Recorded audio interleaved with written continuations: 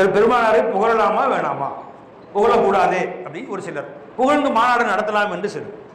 நம்மளை கேட்டேன்னு சொன்னா பெருமானாரை நீ புகழாம இருக்கிறதாப்பா நல்லது. ஒரு சின்ன உதாரணம் சொன்னா உங்களுக்கு விளங்கும். என்னுடைய ஹஜரத் இர்ஃபானியா மதரசாவுடைய உஸ்தாத் உட்காந்துருக்காங்க. இப்போ அவங்க யாரோ சொன்னாங்க, ஹஜரத் இப்போ இந்த ஏடிஎம் கொள்ளையர்கள்லாம் பிடிச்சி ஜெயிலில் போட்டுருக்காங்களே, அவங்க தான் பேசிக்கிட்டு உங்களை ரொம்ப புகழ்ந்து பேசுனாங்க. அண்ணா உங்களை அந்த கொள்ளையர்கள்ட்ட விசாரணை நடத்திட்டு இருந்தாங்க, அந்த திருட்டு பயல்கள்ட்ட உங்களை ரொம்ப புகழ்ந்து பேசுனாங்களே. என்னது, என்ன புகழ்ந்து பேசுறாங்களா? இல்லப்பா எனக்கு சம்பந்தம் இல்லை. உங்களை தலைவான்லாம் சொன்னாங்க, தலைவாண்டாங்களா? இல்ல யாராவது சந்தோஷப்படுவீங்களா? ஆவிகள் போய் புகழ்ந்து என்னங்க செய்யறது? உன்னை பிரதமர் பாராட்டினாருன்னா புகழக்கூடிய செய்தி அது. உன்னை ஐநா சபையில பாராட்டு தெரிவிச்சாங்கன்னா சந்தோஷப்படலாம்.